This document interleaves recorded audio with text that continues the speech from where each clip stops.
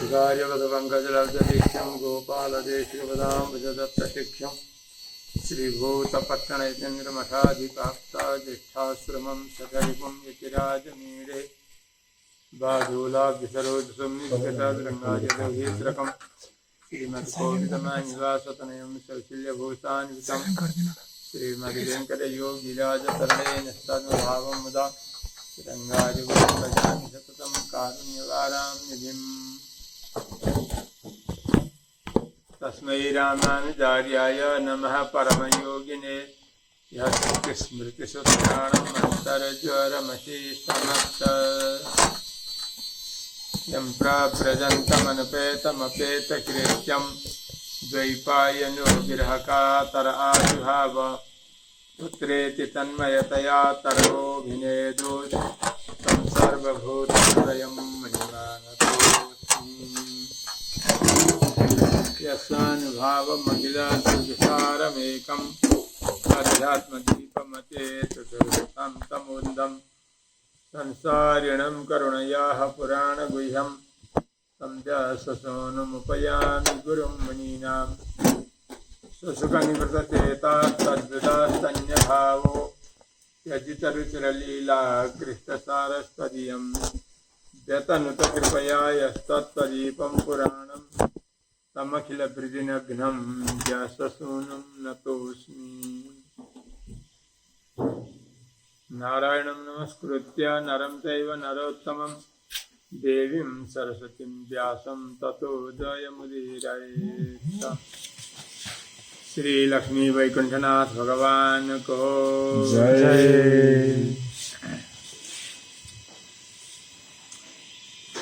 अकारण करुणा वरुणालय श्री हपति श्रीमन्नारायण भगवान अखिल कोटि ब्रह्मांड नायक श्री भू नीलापति संपूर्ण कालिका कलमस विनाशक आधार आचार्य चरण कमल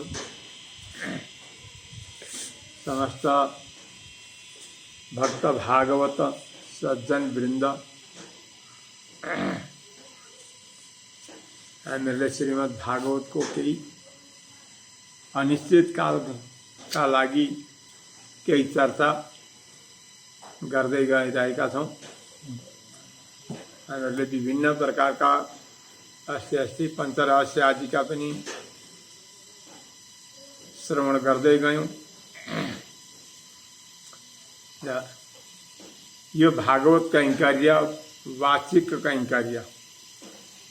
कैंकर्य का निमित्त यस सहस्र शालिग्राम दिव्यधाम पाचेखानी मा केही सत्संगत गर्नका लागि हामीले यो एउटा हल तयार गरिएको थियो र यहाँबाट नै हामी सत्संगत गर्दैछौँ जहाँ जहाँ जसरी हुन्छ। हामीहरूले हिजो श्रीमद् भागवत को मङ्गलाचरणमा जन्माद्यस्य यतःको केही चर्चा गऱ्यौँ, यथा बुद्धि यथा मति, र त्यसैको दोस्रो श्लोक हामी आज आरम्भ गर्दछौँ। त्यहाँबाट अगाडि धर्म प्रोजित कैतवोत्र परमो निर्मत शराणां सतां वेद्यं वास्तवमत्र वस्तु शिवदं तापत्रयोन्मूलनम् श्रीमद्भागवते महामुनिकृते किं वा परैरीश्वर सद्यो हृद्यवरोध्यते प्रकृतिवे शुश्रूषुभिष्टाक्षणात्। अब यहाँ यस श्रीमद् भागवत में के बताइन्छ? मङ्गलाचरणले नै यसको लक्ष्य संकेत गर्दछन्। यहाँ धर्म प्रोजित कैतवोत्र परमो, छल कपट रहित भएको धर्म बताइन्छ। धर्ममा पनि छल कपट हुन्छ त भन्दा हुँदी धर्मका नाम लिएका अल्पसार भएका शास्त्रमा शास्त्रवश्य गराउनका लागि धर्म बुद्धिले अधर्म पनि बन्द छ। त्यसकारण यहाँ धर्म भनेको छल कपट रहित धर्म अथवा उपायन्तर रहितको धर्म। धर्म दुई प्रकारले मानिन्छ। एउटा धर्म आभास हुन्छ, एउटा साक्षात विग्रहवान धर्म हुन्छ। आभास धर्म धर्म बुद्धिले गरिने विभिन्न प्रकारका कर्म, सत्य, प्रतिज्ञा यिनीहरूलाई पनि धर्म भनिन्छ। जस्तै राजा दशरथ कैकेयीलाई दिएका वरदान रूपी प्रतिज्ञामा बाँधिनु भएको थियो। आफूले बोलेको प्रतिज्ञा जो छ, आफूले गरेको प्रतिज्ञा जो छ त्यो नै धर्म हो, त्यसलाई पूर्ण गर्नु पर्दछ। आफ्नो प्रतिज्ञा पूर्ण गर्नु धर्म हो भन्ने बुद्धि थियो। एउटा बुद्धि यस्तो हुन्छ र यसलाई धर्म मानेर गरिन्छ, यो पनि धर्म हो हुन चाहिँ। तर यो आभास धर्म कति बेरसम्म धर्मका रूपमा रहन्छ त भन्दा जतिखेरसम्म विग्रहवान धर्मको स्वरूप प्राप्त हुँदैन तबसम्मलाई आभास धर्म पनि पालना गर्नुपर्ने हुन्छ।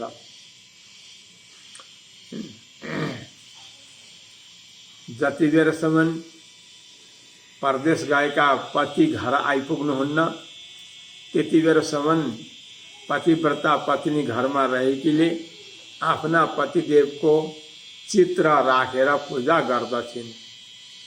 पतिदेवको चित्र राखेर त्यो चित्रको पूजा नगरिकन आफूले अरू कार्य गर्दिनन् पतिव्रता पतिपारायण नारीले, सती नारीले। तर जब पति घरमा आइपुग्नुहुन्छ, पति घरमा आइपुगेपछि अब चित्रको पूजन गरिरहनु त्यति आवश्यक हुँदैन। साक्षात पति नै आइसकेपछि चित्रको पूजा आवश्यक हुँदैन, पतिकै पूजा प्राधान्य हुन्छ।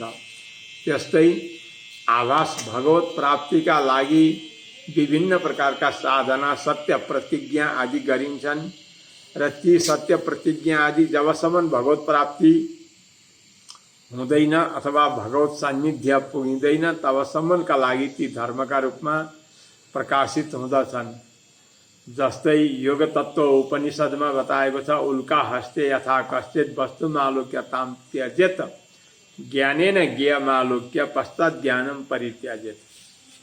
पढ्ने पढाउने विषय कहिलेसम्म त भन्दा जहिलेसम्म भगवानको स्वरूप जानिँदैन तहिलेसम्म।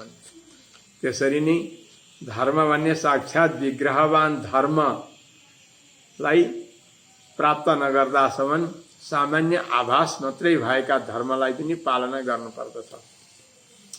तर प्रत्यक्ष विग्रहवान धर्म, मूर्तिमान धर्म अगाडि प्रकट भइसकेपछि अब फेरि त्यही आभासका पछाडि लाग्नेले चाहिँ धोका पाउँदछ। जस्तै राजा दशरथ प्रतिज्ञामा बाँधिनु भयो, तर विग्रहवान धर्म भगवान राम हुनुहुन्थ्यो। रामो विग्रहवान धर्म, हैन? त्यो प्रतिज्ञा रूपी धर्ममा बाँधिएर विग्रहवान रूपी धर्मलाई वनवास पठाउनमा कारण बन्नुभयो र पश्चाताप भयो उहाँलाई। त्यस्तै यहाँ धर्म शब्दको अर्थ केलाई बताइन्छ त भन्दा उपायन्तर नभएको, कुनै पनि साधनालाई उपाय नमान्ने भएको यस्तो धर्मलाई बताइन्छ। यस्तो धर्मलाई बताइन्छ। छल कपट रहित भनेको कुनै विरोधी स्वरूप नभएको, उपायन्तर नभएको, साध्य भक्ति होइन, सिद्ध भक्ति, सिद्ध धर्मलाई, साध्य धर्मलाई बताउने होइन, यहाँ सिद्ध धर्मलाई बताइँदैछ।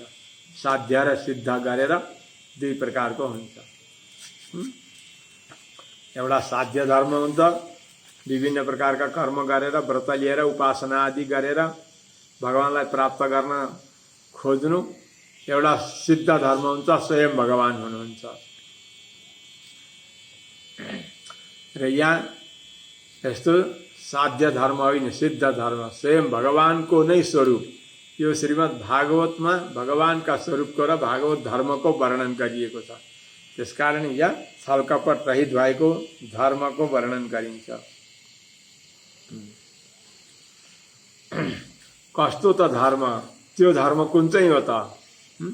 कुनै तपस्या गर्नु हो कि व्रत लिएर बस्नु हो कि केही यज्ञ इत्यादि गर्नु हो कि के हो त्यो धर्म भनेको भन्दा परम, त्यो होइन। सबैभन्दा परम भगवान श्रीमन नारायण जो हुनुहुन्छ उहाँको चिन्तन गर्नु। कस्तो धर्म? भगवानको र भागवतको स्वरूप प्रतिपादन गरेर त्यहाँबाट हुने जो आनन्द हो त्यस आनन्दलाई अनुभव गर्दै रहनु, यो धर्म बताइन्छ। यहाँ भगवानको अनुभव रूपी आनन्द, त्यस धर्मलाई बताइन्छ। यहाँ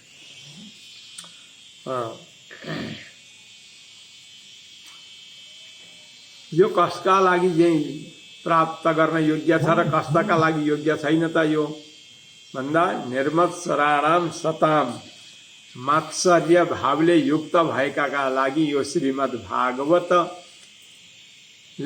उनीहरूलाई त्यति रुचि हुँदैन, त्यति फल प्राप्त हुँदैन, हैन। यस श्रीमद् भागवतले दिने फल भनेको के हो त भन्दाहुँदी भगवान र भगवानका भक्त भागवतहरूका साथमा रहेर आनन्दको अनुभव गर्नु। यो कसलाई हुन्छ भन्दा सताम, साधु पुरुषलाई मात्रै हुन्छ। मात्सर्यले रहित भएका निर्मत्सराणाम। यो श्रीमद् भागवत श्रवण गर्ने योग्य पात्र को हुन्छ त भन्दा जसकामा मात्सर्य छैन। अहिले त ग्रन्थ सुलभ छ अनि यसका वक्ता पनि प्रशस्त हुनुहुन्छ, पेशागत भयो। त्यसो हुँदाखेरि यत्र तत्र सर्वत्र यसका पारायण गर्ने, श्रवण गर्ने आदि संस्कृति कल्चरहरू चलाइन्छन्। तर वास्तवमा न वक्तामा नै ज्ञान दिने क्षमता सबैमा हुन्छ, न श्रोतामा ज्ञान लिने क्षमता हुन्छ, न ज्ञान लिने उद्देश्य हुन्छ। यहाँ त एउटा मेला लगाउने मात्रै उद्देश्य हुन्छ। त्यस्तो होइन यो श्रीमद् भागवत। मात्सर्य भावले रहित भएका, मात्सर्य भाव भएका जन जो हुन्छन् यो श्रीमद् भागवत सुन्ने लायक पनि हुँदैनन् र उनीहरूले सुन्दैनन्। मात्सर्य भावले पूर्ण भएकालाई श्रीमद् भागवतको कथा सुनाएर उनीहरूले त्यसका नकारात्मक सोच बनाएर यस्ता पनि त हुँदा रहेछन्, यस्तो पनि त रहेछ, हामीले पनि त्यस्तो गर्दा किन हुँदैन भन्ने नकारात्मक सोच मात्रै बटुल्दछन्। परमार्थको भगवत स्वरूपको अनुभवलाई बटुल्दैनन् मात्सर्य भाव भएकाले, हैन। मात्सर्य भाव भनेको अर्काको वृद्धि भएको सहन गर्न नसक्नु। मात्सर्य भाव त्यसलाई भनिन्छ आफूलाई लाभ पनि छैन, अर्कालाई हानि चाहिँ गरेरै छोड्नु। एउटा कसैले शुभ काम थाल्यो, शुभ काम आरम्भ गर्यो कसैले, त्यो सहन भएन, यसलाई बिगार्न पाए हुन्थ्यो भनेर त्यसका पछाडि लाग्यो, हैन। त्यसलाई बिगार्नका लागि के गर्दा हुँदी बिग्रिन्छ, त्यसमा लाग्यो, उसलाई त्यसबाट फाइदा पनि छैन, तर अर्कालाई चाहिँ हानि पुर्याउनै पाए हुन्थ्यो भन्ने यस्ता विवाद अहिले पनि भइराखेका छन्, हैन। यी ठुला बुद्धिमानी हुन्, ज्ञानी हो, पढेको हो, विद्वान हो भन्नेमा पनि यी मात्सर्य भाव प्राय बसेका हुन्छन्। जसमा मात्सर्य भाव छैन ऊ मात्रै साधु हो। त्यो त मभन्दा ठुलो भयो, हैन। उसलाई त धेरैले माने, समाजमा ठुलो देखियो, यसलाई कसरी लडाउने? यस्ता भाव प्राय धेरै ठुला ठुलामा पनि देखिन आउँछन्। र यो भाव भएका मात्सर्य ले भरिएका व्यक्तिका लागि यो श्रीमद् भागवत होइन। आफ्नो फाइदा पनि छैन अनि अर्कालाई चाहिँ नोक्सान गराउन पाए हुन्थ्यो। एउटाले आरम्भ गर्यो एउटा शुभ कार्य गर्नका लागि, अर्काले भने है यो शुभ कार्य गरेकै फाइदा छ या यसलाई त बिगार्नु पो पर्छ त।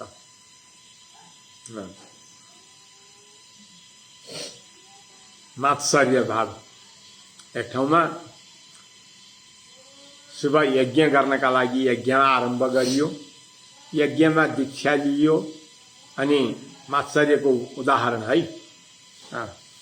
यज्ञमा दीक्षा लिएर बसे त्यहाँका कर्ताहरू अरू सबैलाई घोषणा गरियो यज्ञमा दीक्षा लिएपछि यहाँ कुभक्ष्य खानु हुँदैन, कुकर्म गर्नु हुँदैन, व्यसनका क्रियाहरू यहाँ गर्न हुँदैन। व्यसन भनेको इन्द्रियलाई तृप्ति गर्ने हैन, नराम्रा व्यवहारहरू गर्न हुँदैन। यहाँ सात्विक वस्तु मात्रै आहार गर्नुपर्दछ भनेर एउटा कोही सन्तले यज्ञ आरम्भ गर्नुभयो, दीक्षा लिएर बस्नुभयो। अर्कालाई के भयो त डाहा भयो, हे यसले यसकामा सम्पत्ति धेरै रहेछ, यसले ठुलो यज्ञ गर्नलाई बस्यो, यसलाई विघ्न पारिदिउँ न, यसलाई विघ्न पारिदिउँ भनेर अर्काले षड्यन्त्र गर्यो। अब के गर्ने त भन्दा यहाँ कुभक्ष्य खानु हुँदैन, कुकर्म गर्न हुँदैन भनेका ठाउँमा चाहिँ अब त्यहाँ आँखा छलेर कति ठाउँ त प्रत्यक्ष देखिन्छ। यज्ञमा जब यज्ञको विश्राम गरिन्छ बेलुका अनि ती मात्सर्य भाव भएका व्यक्ति जो हुन्छन् उनीहरूलाई कस्तो शब्दले सम्बोधन गर्ने जसकामा हाम्रामा छैन हैन। यस्ता सत्कर्मका प्रतिपक्षी अथवा विपक्षी जो बुजुर्ग हुन्छन् उनीहरूले के गर्छन् त भन्दा अनि त्यहाँ मदिरा ल्याएर त्यहाँ साधुहरूका आँखा छलेर मदिरा पिउने अनि त्यहाँबाट त्यस्तै प्रकारका मदिरा पिएपछि हुने कुकृत्यहरू गर्न थाल्दछन्। र अनि उनीहरूले के भन्छन्, हो यहाँ मादक पदार्थ सेवन गर्नु हुँदैन भनिएको थियो यी हामीले हैन, मदिरा पिइदिउँ कतिको ठिक पार्यौँ त त्यसलाई भन्दछन् हैन। ठिक कसलाई पर्यो, साधुलाई पर्यो कि उसलाई पर्यो हैन। जुन स्थलमा नराम्रो वस्तु लिएर पनि जानु हुँदैन थियो, लिएर गयो हानि त उसको हो हैन। दैव दण्डता उसले पाउँछ नि। त्यसकारण यस्ता मात्सर्य हुन्छन्। यस्तो मात्सर्य भावले भरिएका व्यक्तिले पनि कहीँ कहीँ साधु पुरुषको सत्कर्मको नाटक गर्छन्। साधुहरूको जस्तो वेशभूषा बनाउने, सत्कर्मको नाटक गर्ने गर्दछन्। तर यस्ताका लागि यो श्रीमद् भागवत होइन, जसमा यो मात्सर्य भाव छैन। अर्कालाई लडाउँ, अर्कालाई बेइज्जती गरौँ अनि मलाई सन्तोष हुन्छ भन्ने यस्तो भाव जसमा छैन, त्यस्ता साधु सन्तका लागि यो श्रीमद् भागवत मोक्ष प्रदान गर्ने वस्तु हो। मात्सर्य जनकलाई आडम्बरले गरिएका यज्ञ यज्ञादिले सत् पुण्य फल प्राप्त हुँदैन। निर्मत्सराणाम सताम, सताम साधु, साधु भनेका को हुन् त हामीहरूले कसरी चिन्ने त? साधु पुरुष भनेका कसरी चिन्ने त? हामीले यत्रा बडा जटा पालेका छन्, ठुलो 4 इन्चीको चन्दन तिलक लगाएका छन् अनि टिलिक्क परेर धोतीहरू लगाएका छन्, यिनीहरू नि त होला नि साधु। बाहिर देखावटी वेशभूषाले पनि केही त हुन्छ, तर बाहिरी भूषाले मात्रै हुँदैन। साधु भनेका समचित्ता, जसको चित्त शान्त छ, सबैलाई भगवानको स्वरूप भनेर देख्दछन् अनि अर्काको भलो चाहन्छन्, जसले आफ्नो स्वार्थ जसकामा हुँदैन, जसकामा काम र क्रोधको दमन भएको छ। क्रोध उत्पन्न हुन्छ तर क्रोधको कार्य गर्न जसले दिँदैन, कामना उत्पन्न हुन्छ तर कामनालाई कार्य गर्न दिँदैनन्, दमन गरेर जसले राख्दछन्, काम क्रोध मद मात्सर्य लोभ इन्द्रियलाई जसले दमन गरेर राख्दछन् साधु पुरुष ती हुन्। यस्ता साधन सताम यस्ताका लागि यो श्रीमद् भागवत श्रवण गर्ने योग्य छ। अर्को साधु पुरुष भनेका कस्ता हुन्छन्? मुमुक्षवो घोर रूपान् हित्वा भूतपतिनथ नारायण कला शान्ता भजन्ते ह्यनसूयव। कुनै पनि दोष नलिएर, कसैलाई अर्कालाई नराम्रो नचिताएर, कुभलो नचिताएर भगवानको अनुभव गर्नका लागि हैन मुमुक्षु बनेर, मुमुक्षु कसैलाई भन्छ हामीले अर्थपञ्चकमा अस्ति पढ्यौँ। यस्ता मुमुक्षु जसको हृदयमा जस्तो स्वभाव छ नि, मानिसको आहार व्यवहार जस्तो छ त्यही अनुसारको स्वभाव हुन्छ। आफ्नो स्वभाव जस्तो छ इष्ट देवता पनि त्यस्तैको उपासना गर्दछ व्यक्तिले।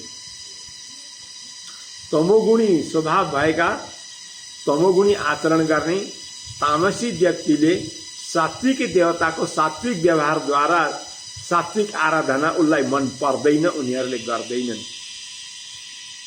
तमोगुणी नै देवता चाहिन्छ, उनीहरूलाई तमोगुणीकै आराधना गर्दछन्, तामसी नै आराधना गर्दछन्।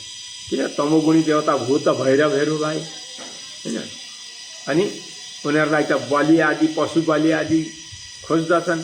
बलि चढाए, मैले एक दिन गरेँ फलानु देवतालाई छट्टी प्रसन्न गराएँ, हो यतिवटा रागा यतिवटा बोका बलि दिएको छ फलान ठाउँमा गएर, मैले ठुलो धर्म गरेँ भन्छन्।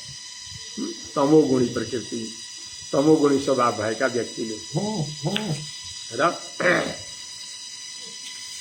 यस्ता तमोगुणीले सतगुण सम्पन्न भएका भगवान नारायणको उपासना गर्दैनन्। यो त हामीले लोकमा कसैलाई अम्लाले अम्ल्याउनु पर्दैन, प्रत्यक्ष देख्दछौँ। भगवान नारायण जो हुनुहुन्छ शुद्ध सत्व विशिष्ट हुनुहुन्छ, यो त हामीले पढिहाल्यौँ हैन। शुद्ध सत्व विशिष्ट परमात्मा भगवान श्रीमन् नारायणको उपासना लोकमा थोरैले मात्रै गर्छन्। किन भन्दा यो प्रकृतिको शरीर तमोगुणी बेसी छ, अनि आहार पनि तमोगुणी आहार गरेका हुन्छन्। त्यसले गर्दा बुद्धि कहिल्यै पनि पवित्र भएको हुँदैन।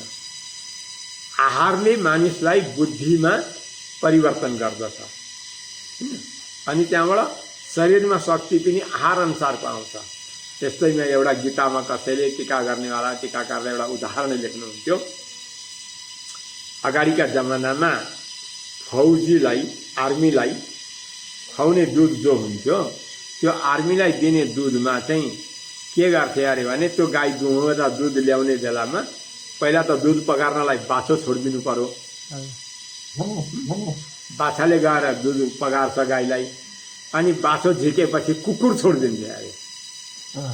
किन? बाछाका लैना गाईले आफ्नो बाछाका छेउमा अरू जन्तु आयो भनेदेखि त हान्नलाई झम्टिन्छ, कुकुर देख्दा आउँदै झम्टिन्छ गाईले हान्नलाई। हो त्यो झम्टिएर रिसाएका बेला गाई त नरिसाइ त झम्टिँदैन नि, उसलाई रिस उठ्छ कुकुर देख्दा आउँदै। त्यो गाई रिसाएका बेलाको दुध दोहेर अनि त्यहाँबाट आर्मीले खुवाउँथे अरे। वैज्ञानिकता भन्ने कुरो कस्तो रहेछ? त्यो गाई रिसायो होइन, दुध त पवित्र हो नि, तर उसमा रिस उठेका बेला उसमा भएको रिस त्यो उसका खुनबाट दुधमा, उसका शरीरमा सर्वत्र त्यो रिसको प्रकोप एउटा फैलिन्छ। अनि त्यो रिसाएका बेलाको दुध दुहेपछि त्यो दुध जसले खान्छ ऊ पनि रिसा हुन्छ। अब आर्मी रिसा भएन भने त काम लागेन हैन। शत्रुका सामनेमा लड्न जानु त रिसा हुनु पर्यो। त्यसकारण आहारले यसरी मानिसलाई असर गर्दछ। र मुमुक्ष भो, मोक्ष चाहने मुमुक्षुले चाहिँ तमोगुणीको सेवन गर्दैनन्। चाहे जतिसुकै चमत्कार होस्, साधु जो हुन्छन् नि, मोक्ष चाहने साधु मुमुक्षु झन् अर्काको कुभलो नगर्ने हैन, सके भलो गर्ने, नसके केही पनि नगर्ने। यस्ता साधुले शान्त स्वभाव भएका नारायण कला शान्तः, शान्त स्वरूप भएका भगवान नारायणको मात्रै उपासना गर्दछन्, मात्रै नारायणको उपासना गर्दछन्। नारायणको पनि गरेर अर्काको पनि गर्दा के हुन्छ त? भगवान नारायणको पनि गरियो, त्यहाँबाट अरू तामसी देवताको पनि गर्ने, नछुट्याउने नि कसैलाई, गर्दा के हुन्छ त? केही पनि हुँदैन। राम्रो दुध घिउमा पाकेको खिरमा अलिकति गुन्द्रुक पनि हालेर मुछेर खाँदा के हुन्छ?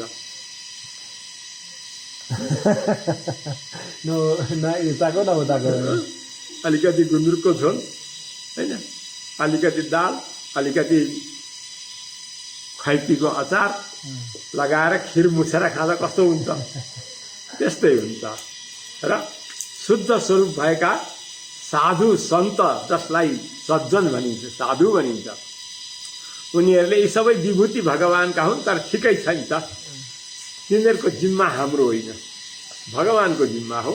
त्यसकारण भगवान नै हाम्रा उपास्य हुनुहुन्छ भनेर शान्त स्वभाव भएका भगवान नारायणको मात्रै उपासना गर्दछन्। मोक्ष चाहने मुमुक्षुले तिनीहरूलाई नै साधु भनिन्छ, तिनीहरूलाई नै सज्जन भनिन्छ, महात्मा तिनीहरूलाई नै भनिन्छ। हित्व भूतपति न छ, अरू देवता छन्, भूत प्रेत भूतहरूका स्वामी छन्, तर श्री ऐश्वर्य प्रदेश स्वभाव भूत प्रेत प्रदेशाधीन श्री ऐश्वर्य रजस्तम प्रकृत समशीला भजन के पितृभूत प्रदेशाधीन श्री ऐश्वर्य प्रदेश स्वभाव। तर जसलाई संसारका विषय मिठा लागेका छन् र विषयबाट तृप्ति आएको छैन, यो विषय नै सर्वोपरि सुख हो। राम्री सुन्दरी नारी, राम्रा मिठा भोग, ऐश आराम, यहाँभन्दा परतिर त केही पनि छैन भन्नेले शान्त स्वभाव भएका भगवान नारायणको उपासना गर्दैनन्। रजोगुणी र तमोगुणी प्रकृति भएका अन्य भूत भैरव आदि प्रजापति आदिको उपासना गर्दछन्, तर तिनीहरूलाई साधु भनिँदैन। साधु उसलाई भनिन्छ जो भगवान नारायणको मात्रै उपासना गरेर भर पर्दछन्। यस्ता निर्मत्सर्य भएका, मात्सर्यले रहित भएका साधु सन्तका लागि मात्रै हो यो श्रीमद् भागवत हैन। लोकमा त्यसो भनिदिँदा आउँदा के हुन्छ, मानिसलाई रिस उठेर आउँछ, है त्यसले त एक ठाउँमा म कथा भन्न गएको थिएँ, यी कथा भन्दा आउँदै दुई चारजनालाई अब के भयो मन परेन, उठेर हिँडेछन्। कसैले आएर भने सब चौपट भयो आज त, हाम्रो त होइन रहेछ त्यो कथा, त उनीहरूको मात्रै रहेछ, साधुहरूको मात्रै रहेछ, हामी आउँदैनौँ भनेर रिसाएर गए। अरे बाबा, कुरो त बसेर पहिला बुझिसक न, कसको हो कस्ताको हो त्यो बुझ पहिला। अनि यहाँ तिमीहरू नबस भनेको छैन, तिमी पनि साधु नै बन न त, के हानि भयो? साधुभन्दा क्विन्टलको भारी बोकेर त हिँड्नु परेको छैन, साधु नै बनिदियो। अब भोकै पनि त बस्नु परेको छैन, कोही साधु भोको पनि त बसिएको छैन, अनुभव त कमसेकम गर। यस्तै यस्ता साधु सज्जनका लागि हो यो श्रीमद् भागवत। यो के छ त? वेद्यम, यो जान्नुपर्ने वस्तु छ है। जबसम्म श्रीमद् भागवत, भागवत भन्ने वस्तु के हो, भागवत केलाई भनिन्छ? यति ग्रन्थको मात्रै नाम भागवत हो कि यहाँदेखि पतिर अर्थ केही विषय पनि छ कि भागवत? यो बुझ्नु पर्दछ। हाम्रो लोकाचार्य स्वामीजीले श्रीवचन भूषणमा भनिबक्सेको छ, भागवत तत्व रहित केवल वेदार्थ ज्ञानादिमान कुमकुम भार भह गर्दव बदिति भनेर सूत्रमा भन्नुहुन्छ उहाँले। भागवत तत्व जान्दैन, भागवतको रहस्य थाहा छैन, भागवत भन्ने केलाई हो, भागवतको स्वरूप कस्तो हो भन्ने जान्दैन। पढ्न चाहिँ थुप्रो पढेको छ, 4 वेद 18 पुराण जम्मै पढेको हुँ भन्छ, तर त्यसको रहस्य वस्तु, त्यसको सार वस्तु भएको भागवत रहस्य, भागवतको तत्त्व चाहिँ जान्दैन भने त्यसले पढेको चाहिँ कस्तो हो त भन्दा आउँदी एउटा तलतिर हुन्छ नि भारी बोकेर हिँड्ने, वाँ वाँ वाँ गरेर कराउँछ, गधा हैन भारवाहक भारी बोक्नेवाला त्यसले श्रीखण्ड बोक्नु र अथवा कुमकुमको भारी बोक्नु र अर्थ बालुवा ढुङ्गा अथवा मल हैन मल बोकाउनमा उसलाई के फरक पर्छ र भारी त उतै नै हो। उसलाई श्रीखण्ड चन्दन बोकाइदिए पनि त्यति नै बोक्छ खुसी भएर, मल बोकाइदिए पनि त्यति नै बोक्छ खुसी, त्यति नै खुसी हुन्छ। मैले श्रीखण्ड उत्तम वस्तु बोकेँ भन्ने त उसलाई ज्ञान हुँदैन। त्यस्तै भागवत तत्त्व रहित भएको व्यक्ति जो हुन्छ त्यो गधाले भारी बोक्ने जस्तो मात्रै हो, शास्त्रको भारी बोकेर हिँड्दछ। किन भारी बोकेको त भन्दाहुँदी गधाले भारी किन बोक्छ? पेट पाल्नका लागि हैन। भारी बोको भने खान पाउँछ, भारी नबोक्दा खान पाउँदैन। अनि त्यहाँबाट खानका लागि भारी बोक्छ। त्यस्तै यहाँ धेरै धेरै पढ्छन्, थुप्रो पढ्नुपर्छ भने पढ्छन्। किन पढ्छन्? पेट पाल्नका लागि, अनि त्यहाँबाट अर्कासँग झगडा गर्नका लागि। बाधाय शास्त्राश्रम हो हैन। पेट पाल्नका लागि मात्रै पढ्ने त त्यो गधाले पनि त भारी बोकेर पेटै त पाल्छ नि आदि। त्यसमा त भागवत तत्त्व रहित भएका व्यक्तिसँग सत्सङ्गत नगर्नु। ठिकै छ, परबाट नमस्कार गरिदिनु, भगवानकै विभूति हुन् उनीहरू पनि, अस्तु ठिकै छ। तर सङ्गत गरियो भने त्यो नराम्रो स्वभाव आफूलाई पनि आउँछ। र वेद्यम यो जान्नुपर्ने वस्तु छ। यो भागवत तत्त्व जान्नु पर्दछ पहिला। वास्तवमा भागवत तत्त्व नजानेसम्म रहस्य केही पनि जानेको हुँदैन। भागवतको रहस्य बुझ्नका लागि रहस्य ग्रन्थहरूको अध्ययन गर्न आवश्यक हुन्छ, श्रवण गर्न आवश्यक हुन्छ। यो वस्तु चाहिँ के हो त? यो भागवत भनेको, भागवत जान्दा के भइन्छ त भन्दा शिवदम मोक्ष भइन्छ। मोक्षका लागि, मोक्ष प्राप्तिका लागि, मुक्ति प्राप्तिका लागि, मुक्ति भनेको संसारको जेल आदि दुःखबाट छुट्नु मात्रै होइन, कैवल्य जस्तो ब्रह्म सायुज्य मोक्ष, भगवत सान्निध्य, भगवत सायुज्य, भगवत सायुज्य मात्रै मोक्ष हो हैन। यस्तो मोक्ष प्राप्त गर्नका लागि यो श्रीमद् भागवत अथवा भागवतको स्वरूप जान्नु पर्दछ। यो मुक्तिको कारण छ। यो जानेपछि के हुन्छ? तापत्रय उन्मूलनम, आध्यात्मिक, आधिभौतिक र आधिदैविक आदि गरिएका ताप हुन्छन् मानिसका। ताप कति बेर शान्ति हुन्छ? आध्यात्मिक तीनवटा ताप, आध्यात्मिक, आधिदैविक, आधिदैविक, आधिभौतिक, तीन प्रकारका ताप हुन्छन्। आध्यात्मिक ताप हो मनमा हुने ताप हैन, मानसिक अर्काले देख्दैन, आफूले मात्रै थाहा पाइन्छ, मानसिक ताप। आधिदैविक दैवीबाट हुने, देवताबाट भल बाढी पानी असिना वर्षा हैन, पहिरो, यिनीहरू आधिदैविक भए हैन। काहीँ चट्याङ पर्दछ, काहीँ असिना परेर नाश गर्दछ, काहीँ पहिराले हानि गर्दछ, यी दैविक भए। अब भौतिक भवितव्य, जस्तै अहिलेको कोरोना, यो भवितव्य भौतिक हो। यो सबैलाई भूत पिशाच आदिबाट, भाइरसबाट आउने भौतिक सबै। कुटेर दुख्नेले पनि आदि भौतिकै भनिन्छ। कसैले कुटेर दुख्छ नि, कसैले एउटालाई कुट्यो, त्यो दैविक हो, दैविक, आफ्नो कर्मबाट आएको भनेर। आदिदैविक, त्यो दैवदण्ड। दैवदण्ड भनेको व्यक्ति विशेषलाई हुन्छ, अथवा दुई चार घरलाई हुन्छ। जस्तै माथिबाट पहिरो आयो, दुई चार गाउँ पुरो, बाढीले डुबायो, आदिदैविक। अब सबैलाई भयो, महामारी अनिकाल पर्यो, पानी वर्षा भएन हैन, अथवा अतिवृष्टि भयो, त्यो भवितव्य भौतिक। यी तीनै प्रकारका ताप भागवतको स्वरूप जानेपछि नाश हुन्छन्। कसरी नाश हुन्छन्? भागवत पढेर नाश हुन्छन् त भागवत पढ्दा यी नाश हुन्छ नि त, भलबाडी रोकिन्छ त भागवत पढ्दा। अहिले तल पनि यस्तै विवाद गरिराखेका छन् होइन।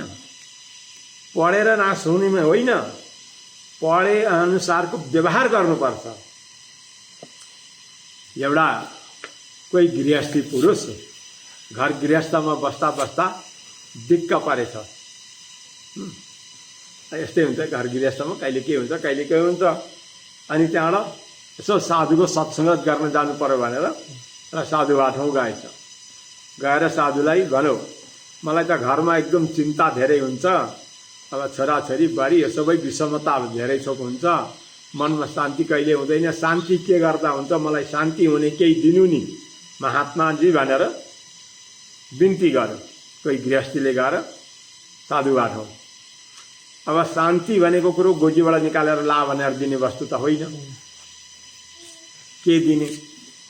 अनि एउटा रामचरितमानसको पुस्तक दिएर ल यही लिएर जा, नित्य पाठ गर्नु, सधैँ पाठ गर्नु है यसको, मलाई शान्ति हुन्छ भनेर पठाइदियो।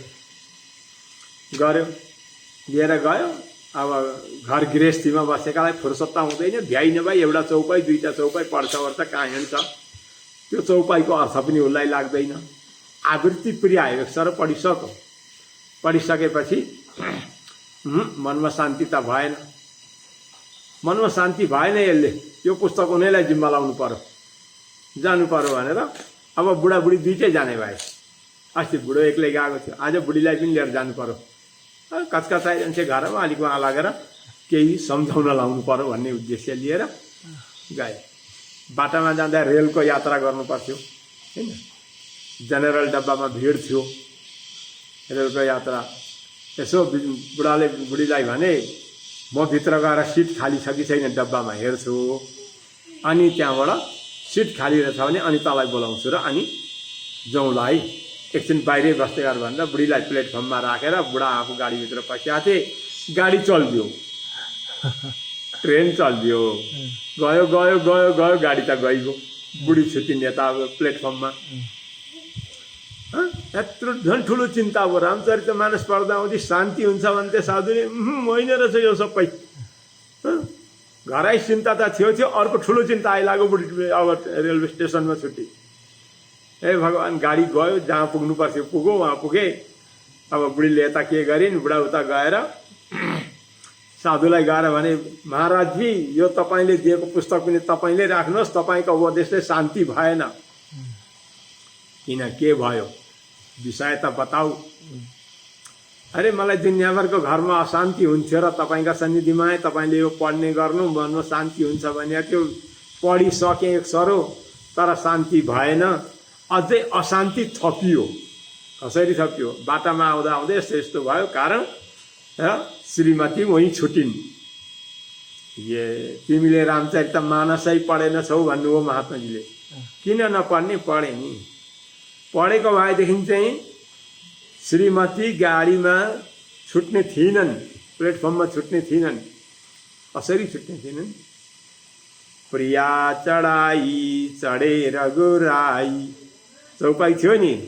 भगवान् श्रीराम वनवास जाँदा आउँदै नौआउमा चढ्ने बेलामा पहिला सीताजीलाई चढाएर पछाडि आफू राम चढ्नुभयो भन्ने पढ्यौ नि तिमीले त्यो चौपाई। सिट पाइयोस् नपाइयोस्, पहिला श्रीमतीलाई भित्र गाडीमा चढाएर आफू चढ्या भए त आफू त कुद्दा कुद्दै पनि त चढिन्थ्यो रेलमा होइन, छुट्ने थिएन नि। त्यो प्रिया चढाई चढे रघुराई तिमीलाई अर्थै लागेन हो। पढेर मात्रै हुँदैन, त्यसको अर्थ लाग्नु पर्दछ। तापत्रयलाई शान्ति गर्नका लागि के हुनुपर्छ त भन्दा व्यवहारमा ती पढेका वस्तुलाई अक्षरशः उतार्नु पर्दछ। हामीले स्वरूपलाई जान्नु पर्दैन नि। भागवत स्वरूप भनेको के हो त भन्दा हुँदी संसारका वस्तु मेरा होइनन्, मेरै शरीर पनि मेरो होइन, भगवानको मात्रै हो। अनि आपत्तिमा रक्षा गर्ने योग्य छु म भने रक्षा गर्नुहुन्छ भगवानले, छैन भने गर्नुहुन्न। रक्षा गरे पनि नगरे पनि म भगवानको वस्तु हुँ, भगवानको इच्छा जे छ त्यही हुन्छ भन्ने विषयमा भर परिन्थ्यो भने त पहिरो गए पनि हैन, घर लडे पनि, परिवार सबै मरेर सकिए पनि परिवार भनेका त भगवानका वस्तु हुन् नि त, मेरा होइन नि त।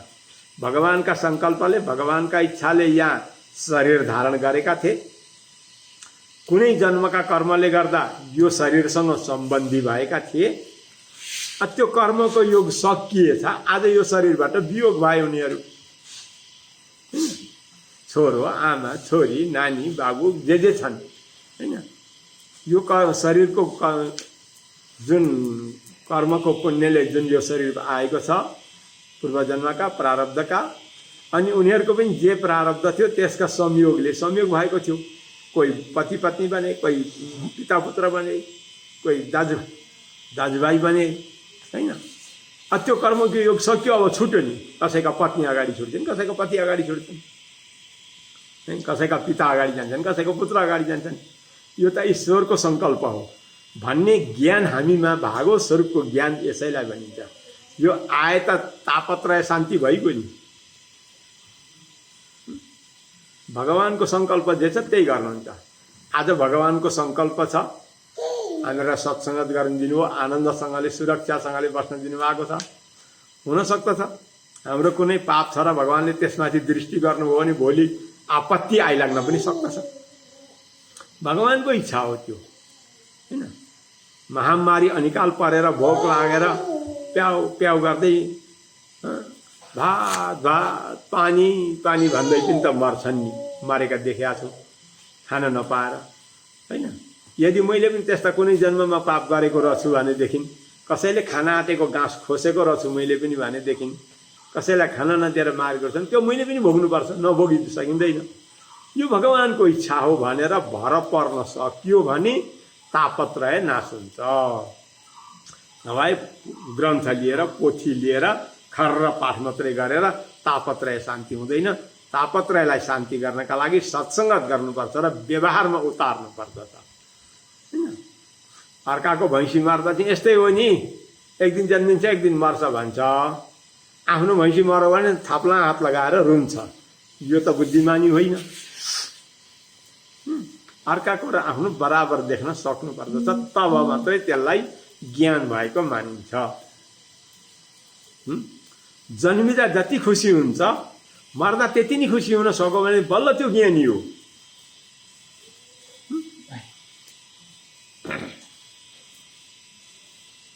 एउटा खिस्सा छ, एउटा भारतीयहरूले भन्थे।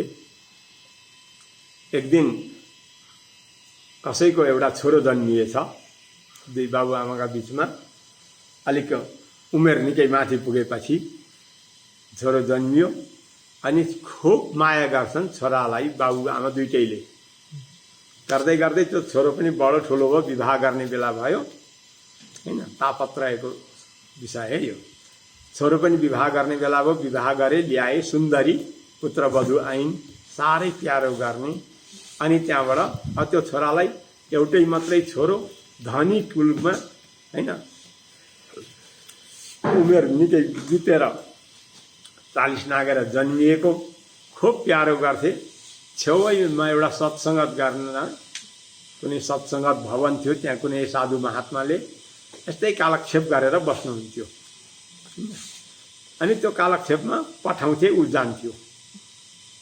धनीको छोरो भए पनि ऊ कथा सुन्न जान्थ्यो, उसलाई छोडिदिन्थे।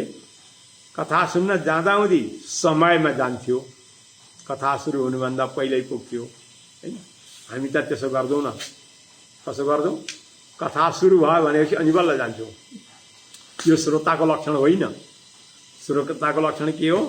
कथा वक्ता आउनुभन्दा पहिला गएर आसनमा बस्नुपर्छ। कथा वक्ता आएर बसिसकेपछि अनि आएर आसनमा बस्दा हुँदै के हुन्छ त भन्दा अगाडि एउटा जोडा बसिया छ भने अगाडि सर सर भन्नुपर्छ नि। कथामा बसिसकेकालाई सर भन्नु, अगाडि जा, एकछिन उठ अलिक अगाडि जा त भन्नु महान ठुलो पाप हो, यो ठुलो अपराध हो। त्यसकारण अगाडि पछाडि मिल्नु सर्नु केही छ भने पहिल्यै सरेर ठिक भएर बस्नुपर्छ, वक्ता आउनुभन्दा पहिला। त्यसरी पहिले आएर बस्थ्यो कथामा। कथामा अगाडि नै आएर बस्थ्यो, तर कथा सक्नुभन्दा चाहिँ 10-15 मिनट अगाडि उठेर जान्थ्यो, सकुन्जेल बस्दैन थियो। सधैँ त्यसो गर्छ, आउँदा टाइममा आउँछ, तर जाने बेलामा 10-15 मिनट अगाडि नै उठेर जान्छ। एक दिन होइन, 2 दिन होइन, सधैँ। महात्माजीले देख्नुभयो वक्ताको दृष्टि त सबै श्रोतामाथि पर्या हुन्छ। यो एउटा व्यक्ति सुन्न पनि राम्ररी सुन्छ, हल्लाखल्ला पनि गर्दैन, आउँछ टाइममा, तर जान अलिकति छिटो जान्छ, यसको के कारण रहेछ? एक दिन सोध्नुभयो, बाबु तिमी कथामा खुब प्रेमले आए जस्तो पनि लाग्छ, सुन्न आउँदी प्रेमले सुने जस्तो पनि लाग्छ, तर जाने बेलामा चाहिँ कथा नसकिकन 10-15 मिनट अगाडि नै जान्छौ, यसको कारण के हो भन्दा उसले भन्छ, महात्माजी गुरुदेव यस्तो छ कि म बिहान कथामा आउन चाहिँ मेरा घरमा खाना सबैभन्दा छिटो हुन्छ, सबैले छिटै खाइन्छ, अनि म चाहिँ मेरा बाआमाको एउटा मात्रै छोरो हुनाले मलाई खुब आदर गर्नुहुन्छ र मेरा मातापिताले पहिल्यै मलाई खान दिनुहुन्छ हैन। अनि श्रीमतीले पनि आदर गर्दैछन्, अब पहिल्यै खाने स्वभावै हो, म खान्छु र टाइममा आउँछु। बेलुकाको पनि खाने बेला त्यसरी नै मलाई पहिला खाना दिन सबैले चाहन्छन्, मलाई खुब प्रेम गर्दछन्। मेरा बाआमाको म मात्रै छोरो हुँ, अनि मेरी सुन्दरी पत्नी पनि साह्रै राम्री छन्, प्यारो गर्छिन् हैन। त्यसो हुँदाहुँदी त्यो खाने बेलामा अलिकति म अगाडि नै पुग्नुपर्छ र यहाँ गुरुजी तपाईँको कथा सकेर जाँदा चाहिँ खाने बेला ढिलो हुन्छ उहाँ, त्यसकारण म अलिकति छिटो गएको। किन र अरूले खाइसकेर अनि तिमीले खाँदा हुँदैन र? हुँदैन, साह्रो माया गर्छन्। मेरा बाआमाले त मलाई नखुवाई त खाँदैनन्, साह्रै माया गर्छन्। अनि मेरी श्रीमतीले पनि त्यो खाने बेलामा देखिनन् भने त उता प्राणै त्याग्न लागि गर्छिन्। ओहो, हो के त साँच्चै? महात्माजीले विचार गर्नु, हो के त साँच्चै? हो नि, म परीक्षा गरौँ एक दिन, गर्नुहोस् न, कस्तो माया गर्छन् मलाई भन्न। त्यसले ए माया गर्छन्, ल म एक दिन परीक्षा गर्न आउँछु है त भन्नुभयो। हुन्छ, यता कथा चल्दै थियो, एक दिन महात्माजीले केही मन्त्र गरिदिनु भयो त्यसलाई। घरमा जाँदा ज्वरो आयो, खुब ज्वरो आयो, खुब ज्वरो आयो, खुब ज्वरो आयो। खाना ओर्न केही भएन, अन्धाधुन्दा 2 दिन 3 दिन भयो, कथामा आउँदैन अब। अनि अब उहाँलाई त थाहा थियो, गुरुजीलाई त थाहा थियो, तर पनि अरूलाई सोध्नुभयो के भयो फलानु किन आउँदैन भन्दा त्यो त एकदम बिमार भएर सिरियस भएर सुतिया छ, ल हो जानु पर्यो भनेर जानुभयो। बुझ्दै हुन्छ नि होइन, आफ्नो को छ भन्ने कुरो, जानुभयो। अनि के भयो, यस्तो यस्तो भयो, हाम्रो छोरो त मर्ला जस्तो भइसक्यो, एकदम ज्वरो आएर खाँदैन पनि पिउँदैन पनि, साह्रै भएको छ, लु न महात्माजी अलिकति के यसो जोखाना हेरिदिउँ, अलिकति केही तन्त्र मन्त्र गरेर यसो पानी फुकेर दिउँ न भने। हो खोइ म यसो जोखाना हेर्छु भनेर यसो नाडी छामे चाहिँ गर्नुभयो। त्यहाँ त मन्त्र तन्त्र केही पनि चाहिएको थिएन, टुना गरिएको थियो आफैले। अहो लु यसलाई त नराम्रो भूत लागेको रहेछ, अब यो भूत उतार्नुपर्छ, यसको भूत उतार्नुपर्छ भन्नुभयो महात्माले। के गर्नुपर्छ? एउटा बटुकामा पानी ल्याउनु त म भूत उतारिदिन्छु भन्नुभयो। यसो मन्त्र गरेर के गरेर त्यसो ज्वरो उतारिदिनु हो। त्यहाँ आफैले मन्त्र गरिएको थियो, पानीमा यसो फुके चाहिँ गर्नुभयो। ल अब यसको ज्वरो उत्रियो, यसको भूत लागेको थियो, भूत उत्रियो, यो पानीमा भूत छ, यो पानी फ्याँक्नु हुँदैन, यो पानी कसैले खानुपर्छ, नभए यो भूतले फेरि दुःख दिन्छ। तर यो पानी जसले खान्छ त्यो चाहिँ मर्छ है, कसले खाने भनेर अब ती महात्माले भन्नुभयो। घरमा 3 जना छन् नि, पत्नी छन्, बाआमा छन्, लु कसले खाने? लु बा तपाईँले खानुहुन्छ होला, छोरो साह्रै प्यारो गर्नुहुन्छ, यो पानी तपाईँले खानु भएन भने छोरो मर्छ। होइन म त कता पिउनु र यो व्यवहार धेरै छ, म बुढो नै मरिगएँ भने यिनीहरूले के गरी खालान् हैन। आमाले खान्छ कि बरु ओइ आमा के भन्छस् त बुढीपट्टि फर्के हो त नि हुन त मैले खाँदा पनि हुन्थ्यो म मरे भनेदेखि तिमीलाई कसले भात पकाएर खुवाउँछ फेरि अब त्यसमा के गर्नु त बुहारीलाई सोधौँ त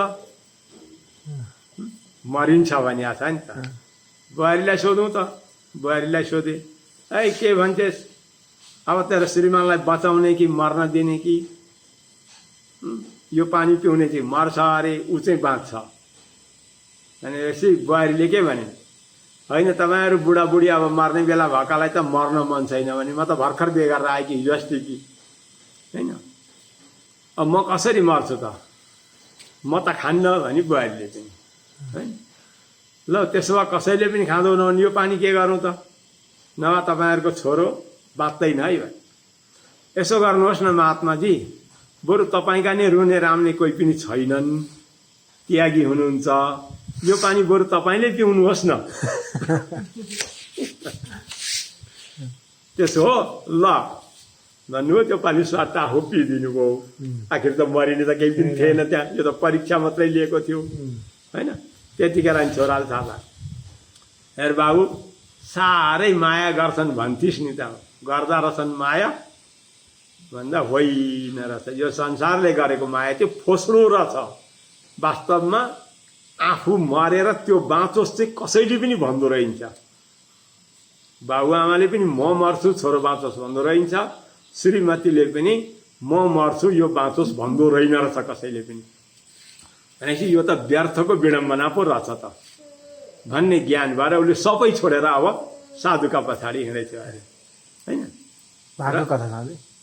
यो कथा हो अब कथा हो कथा भनेको भाकै हुन्छ नभए पनि भकै तर हुन्छ र वास्तवमा यो ज्ञान जबसम्म हुँदैन तबसम्म तापत्रयको उन्मूलन हुँदैन कसैले पनि कसैको रक्षा गर्दैन गर्दो रहेछ त म मरेर त्यो बाँचोस् चाहिँ कसैले पनि भन्दैन म बाँच्नै पाउँथ्यो अर्थकै बरु अरू नै मरे हुन्थ्यो यसरी यस्तो विचार हुन्छ र यो विचार जबसम्म उत्पन्न हुँदैन तबसम्म तापत्रय उन्मूलन हुँदैन तापत्रय उन्मूलन गर्नका लागि चाहिँ यही हो गति के त भन्दा यो भगवानको इच्छा हो भगवत सङ्कल्प हो भनेपछि सर्पका फणा मुनि बस्दा हुँदी पनि त्यो डराउँदैन किन त्यसले डसेर विष लाग्दा यही शरीर त छुट्छन् यो शरीर म होइन यो शरीरभन्दा भिन्नै म हुँ देहेन्द्रियमा प्राण बुद्धि विलक्षणम त्यसकारण तापत्रयोन्मूलनम यो श्रीमद् भागवत धर्म भागवतको स्वरूपको अध्ययन गरेपछि यसरी तापत्रय आफै जान्छन् भनेको संसार केही पनि होइन हिजो अस्ति पनि थिएन भोलि पनि रहँदैन संसार त छ तर म हुँदिनँ यहाँ अस्ति 25 वर्ष अगाडि पनि थिइनँ अब 50 वर्ष पछाडि अथवा 75 वर्ष पछाडि पनि रहँदिनँ यही बिचको त हो नि एक दिन जाने हो यस्तो जब ज्ञान उत्पन्न हुन्छ अनि यी तापत्रय आफै सेलाउँछन् जेसुकै होस् नि एउटा सानो पहिरो गयो बारीमा एउटा घर किच्यो भनेर किन रुनेर एक दिन त यो सबै आगो लागेर सबै पानी नि पानी भएर यहाँ जीवात्मा केही पनि रहँदैन त्यो पनि दिन आउँछ एक दिन भनेपछि यो त भगवानको इच्छा हो यसैलाई भगवानको लीला भनिन्छ यस्तो सम्झेर यो श्रीमद् भागवत नाम गरिएको ग्रन्थ भगवानको र भगवानका भक्त साधु पुरुषहरूको चरित्रले भरिएको एउटा ग्रन्थ तयार गरिदिनु भयो कसले महामुनि वेद व्यासजीले साधु सन्त महात्मा हुनुहुन्थ्यो उहाँ पनि महामुनि कृते यो महामुनि व्यासद्वारा सम्वर्धन गरिएको श्रीमद् भागवत यसको नाम अर्को परमहंस संहिता पनि हो यो के गर्ने त भन्दा हुँदी यसको चिन्तन गरेर समय बिताउने यसको चिन्तन कसले चिन्तन गर्ने भन्दा परमहंसले परमहंस भनेका भगवानदेखि अर्थ केही नचाहने सनकादि ऋषिहरू जस्ता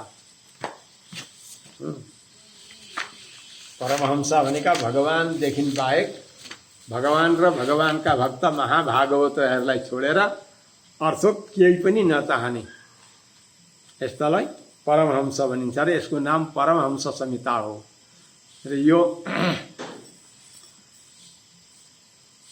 यो के गर्ने त भन्दा यसका चर्चा गरेर जीवन बिताउने। यस श्रीमद् भागवतका चर्चा गर्दै गर्दै गर्दै यो शरीर छुट्यो भने हामीहरूलाई अरू चिन्ताले सताउन पाउँदैन। यही विषय त राजा परीक्षितले सुखदेव स्वामीलाई प्रश्न गर्नुहुन्छ नि माथि पुगेर प्रथम स्कन्धमा हैन। अब मरणासन्न अवस्थाका व्यक्तिले अथवा मर्ने मृत्यु निश्चय भएका व्यक्तिले के जप्नु के चिन्तन गर्नु अथवा के गर्नु भनेर सोध्नुहुन्छ हैन। किन सोधेको यो भन्दा मृत्यु निश्चय भएकाले तर्नका लागि के गर्नुपर्छ अब भवसागर तर्नका लागि भनेर सोधेको होइन परीक्षितले। भगवानका भर परेका जो साधु हुन्छन् नि भगवत शरणागत उनीहरूका लागि तर्नका लागि उपाय गर्नु छैन, किन उपाय भगवान नै हुनुहुन्छ। पितरम मातरम दारान पुत्रान बन्धुन सखिन कुरोन रत्नानि धनधान्यानि क्षेत्राणि च गृहाणि च सर्वधर्मांश्च संत्यज्य सर्वकामांश्च साक्षरान् लोक विक्रान्त चरणौ शरणम ते ब्रजम विभो भनेर शरणागत भएको हुन्छ। माता पिता वा पत्नी पुत्र आदि धन सम्पत्ति खजाना बन्धु सबै हजुर नै हुनुहुन्छ भनेर समर्पण गरेका व्यक्तिलाई अब भरेलाई के खाउँला भनेको धर्म कमाउला भन्नु पर्दैन। मृत्यु पछाडिको गति कस्तो होला भनेर त्यस गतिका लागि कुनै साधना गर्नु पर्दैन। त्यसो भए के गर्न त? किन यो प्रश्न गरेको त भन्दा समय रहेको आयु चाहिँ को के गरेर बिताउने भनेको त 7 दिनको समय त छ नि त श्राप परे पनि। यो 7 दिन चाहिँ के गरेर बिताउने हैन, टाइम पास कालक्षेप भन्छ यसलाई हैन। यो कालक्षेप चाहिँ के गर्ने, कुनै व्यसनमा बिताउने त होइन। त्यसो हुँदा भागवतको चर्चा गरेर बिताउने, भगवानका चर्चा गरेर भगवानको र भगवानलाई छोडेर अर्को केही पनि नचाहने जो भागवत हुनुहुन्छ, जस्तै प्रहलादजी हुनुभयो, ध्रुव हुनुभयो हैन, उद्धवजी हुनुभयो, भगवानका वियोगमा रहन नसक्ने गोपिनीहरू भए, यस्ता को चरित्र यस्ताको चर्चा गर्दै गर्दै गर्दै समय बिताउने यो कालक्षेप भनिन्छ यसलाई। भगवानका भागवतले गर्नुपर्ने कर्तव्य के शेष रहन्छ त? क्रियामान। अब यो आजदेखि उपरान्त आजबाट भगवानमा शरणागत भइयो हैन। आजसम्म भगवानको भएर पनि बुद्धि नभएर आफूलाई स्वतन्त्र मानिएको थियो। आजदेखि म स्वतन्त्र होइन परतन्त्र रहेछु भन्ने ज्ञान भयो। अनि परतन्त्र भएको पुरुषले के गरेर समय बिताउने त भन्दा हुँदी भागवतका चर्चा गरेर समय बिताउने। समय बिताउने मात्रै अर्थ केही छैन, उपाय गर्नु केही पनि छैन। यो शरीर रहन्जेललाई खानु परेन, नकमाए के खानु त? त्यसै भागवत चर्चा मात्रै गरेर हुन्छ र? यो शरीरमा खानका लागि चाहिँ अस्तिकै शरीरमा कमाएको छ हामीले, कस्तो कमाएको छ त्यस्तै पाइन्छ। राम्रो कमाएको भए राम्रै पाइन्छ, नराम्रो कमाएको भए नराम्रो पाइन्छ। त्यो निश्चय भइसक्यो, हाम्रा थालामा पस्किसकेका छ, हामी खाँदैछौँ त्यो कुरो। अब विपगत प्रारब्ध भनियो नि हैन, हाम्रो थालामा पस्किसकेका छ, खाइराखेका छौँ हैन। अब भरेका लागि जो गर्नुपर्छ कि पर्दैन भन्दा भरेका लागि जो गर्नु छैन, त्यो नै भागवत हो। किन? भगवानमा समर्पण गरियो, अब यसको भरेका लागि केही पनि रहँदैन। अनि त्यसका देवऋण पितृऋण ऋषि ऋण यिनीहरू रहँदैनन् त। मनुष्य जन्मिएर आउँदै द्विज जातिको पुरुष जन्मिएर आउँदै 3वटा ऋण लिएर आएका हुन्छन् भनेर शास्त्रले बताएको हुन्छ। माने यी ऋण लाग्दैनन् त भन्दा देव ऋण ऋषि ऋण पितृ ऋण भगवानमा भर नपरेका व्यक्तिका हुन् भगवानमा भर पर्नेको यी ऋण रहँदैन। भगवानले नै त्यो ऋण तिर्दिनुहुन्छ, पुरा गरिदिनुहुन्छ। त्यसकारण समय के गरेर बिताउने त भन्दा कालक्षेप गरेर बिताउने।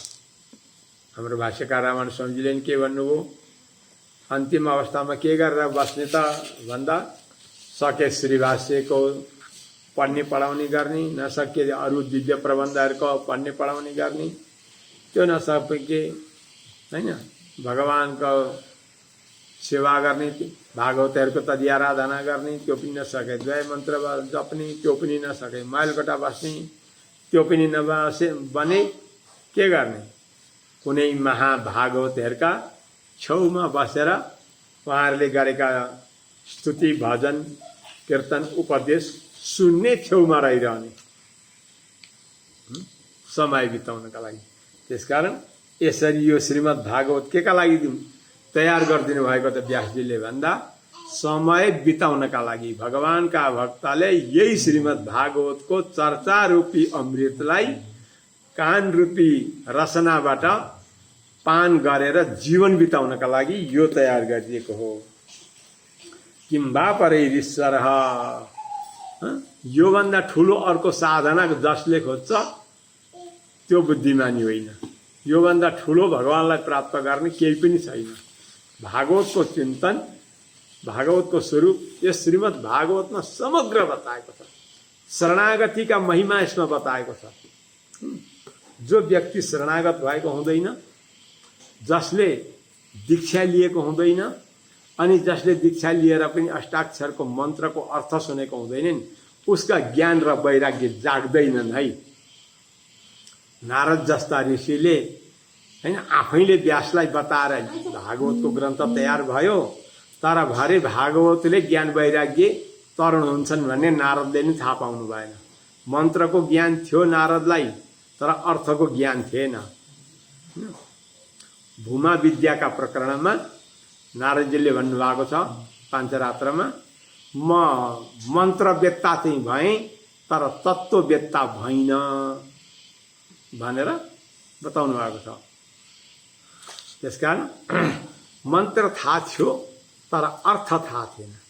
जबसम्म अर्थ थाहा हुँदैन तबसम्म यो श्रीमद् भागवत अष्टाक्षर विद्याको अर्थ जबसम्म लाग्दैन, जबसम्म अर्थ पाइँदैन, तबसम्म श्रीमद् भागवत 100 पल्ट पढे पनि केही पनि बुझ्दैन त्यस व्यक्तिले। नारद जस्तालाई पनि ज्ञान र वैराग्य लडे भए उनका पनि। ज्ञान भनेको के हो, वैराग्य भनेको के हो, अनि भक्ति भनेकी के हुन्, यति तीनवटा पात्र छन्। अष्टाक्षर मन्त्रमा तीनवटा पद हुन्छन्। तिनै तीनवटा पद तीनवटा पात्र हुन्। तिनीहरूलाई जान्नु नि ज्ञान वैराग्य भक्ति हो। तर त्यहाँ त्यसै पुस्तक हेरेर पढेकाले केही पनि भेटिनेवाला छैन, आकाशको फुल मात्रै हो। र गुरुका सन्निधिमा गएर शरणागत भएर मन्त्र दीक्षा लिएर मन्त्रको अर्थ जान्नुपर्दछ र मात्रै अनि ज्ञान वैराग्य उत्पन्न हुन्छन्। र यो त्यसकारण योभन्दा ठुलो अर्को के खोज्छौ, केही पनि छैन। ईश्वर किम्बा परे ईश्वर, योभन्दा पर तत्त्व परको स्वरूपलाई बताउनेवाला अरू केही पनि छैनन्। सजिलो प्रकारले परतत्व जनाउनेवाला यो वस्तु छ। यदि यसरी कसैले श्रवण गर्दछ, अष्टाक्षर विद्याको दीक्षा लिएर जसले अर्थ जानेर अब यो श्रीमद् भागवत सुन्न पढ्न बस्दछ भनेदेखि त्यसका हृदयमा भगवान तुरन्त आएर प्रवेश गर्नुहुन्छ, बाँधिएर बस्नुहुन्छ अरे। भक्ति सूत्रोपलब्ध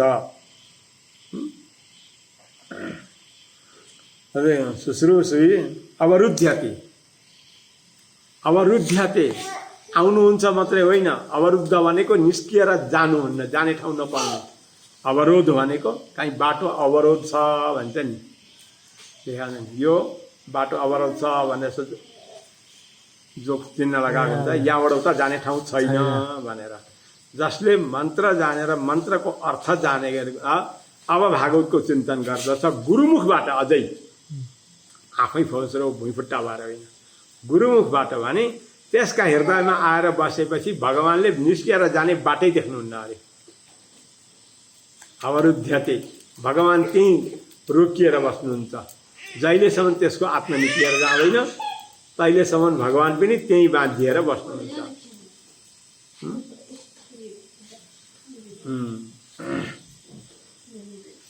जसले यसरी सुन्दछ शुश्रूषित क्षणात्, र यसरी श्रवण गर्नेको तत्काल नै भगवान हृदयमा बाँधिएर रहनु हुँदछ। र यस्तो वस्तु हो यो श्रीमद् भागवत। र सारा श्रीमद् भागवतको सार यो मङ्गलाचरणमा नै अन्तर्भूत भएको छ। तर अब हामी जस्ताले यसको सारलाई निकालेर बताउने भनेको त हिजै बताइयो, प्रांशुलभ्य फलेलो वा त्यो बाहुरी वा बामन भने चाहिँ एउटा अल्गा टाँगाले पनि नभेट्ने रुखमा ऊ त्यस्तो अल्गा रुखमा माथि फल फलिया छ, म हातले पुर्क फ्रे टिपिहाल्छु नि भन्नु जस्तै हो। हामीहरू जस्ताबाट यो यस्तो ग्रन्थ र यी ग्रन्थ श्रीमद् भागवत सुन्ने सुनाउने अनधिकारी विष्णु दीक्षा विहीनानाम नाधिकार कथा श्रवे भनेर बताएको छ महात्म्यमा। यहाँ अधिकार छैन विष्णु दीक्षा नलिएकालाई भनेर। अहिले त्यो सुन्नेले के भन्छन् भन्दा यिनीहरू त पक्षपाती पो रहेछन्, होइन, नसुनिकन कसरी जान्छ, सबैले सुन्नुपर्छ नि, अधिकार छैन भन्छन्, होइन भनेर कसैले यसमा आक्षेप गर्छन्। अधिकार छैन भनेको अर्थ तैँले यहाँ सुन्न पाउँदैनस् भने मात्रै होइन, सुनेर बुझ्दैनस् भनेको। जीवात्माको स्वरूप प्रणवमा भएका लुप्त चतुर्थीले स्पष्ट गर्दछ, होइन। अब यो ठाडो कथा सुनेर लुप्त चतुर्थी र व्यक्त चतुर्थी कहाँबाट जान्ने? त्यसकारण अधिकार हुँदैन भनेको चाहिँ सुनेर बुझ्दैनौ भनेको। भन्ने पनि अधिकार हुनका लागि के चाहियो? आजकल त पण्डित त प्रशस्त पाइन्छन्, कथा भन्ने पण्डित त भुइँफट्टा श्रोताभन्दा बढ्ता धेरै। तर जसले अष्टाक्षर विद्याको राम्ररी अर्थको अनुसन्धान गरेको छैन त्यो व्यक्तिले भन्नै सक्दैन, होइन, के भन्ने त्यो भित्र। त्यसभित्रको वस्तु जो हुन्छ मणिमय वस्तु, त्यो चाहिँ उसको अहङ्कार र ममकारले एउटा बेरिएर रहेको हुन्छ। अहङ्कार र ममकारले रूपी एउटा थोत्रे थाङ्नाले बेरिएपछि पारसमणिले फलाम छोएर सुन हुँदैन। एउटा फलामको बट्टामा पारसमणि त्यसै राखिदिए त्यो फलामको बट्टा सुन हुन्छ। तर त्यो पारसमणिलाई एउटा रुमालले बाँध्नु र बट्टामा हालिदिनु, त्यो रुमालले छेक्यो नि, त्यसलाई टच हुन दिएन नि मणिलाई फलामसँग, अब त्यो बट्टा कहिले पनि सुन हुँदैन, फलामको फलामै हुन्छ। त्यस्तै हामीहरू कहाँ पनि अहङ्कार र ममकार रूपी एउटा थोत्रे थाङ्नु छ। त्यो थोत्रे थाङ्नाले अहम म हुँ भन्नेपना छ। त्यसले गर्दा कहिले पनि महाभागवतहरूका सन्निधिमा झुक्न हामी सिक्दैनौँ। अनि त्यसले गर्दा हुँदै जहिले पनि हामी फलामको फलामै रहिरहन्छ। र यो श्रीमद् भागवतको लक्षण फलाम जस्तो चेतनलाई सुन बनाउने पारसमणि हो। र यतिमै आजको मङ्गलाचरणलाई हामी विश्राम गर्दछौँ। हाम्रो 1 घण्टाको समय हो, नाच्दै पनि गयो। श्री लक्ष्मीनारायण भगवानको, सहस्र शालिग्राम भगवानको।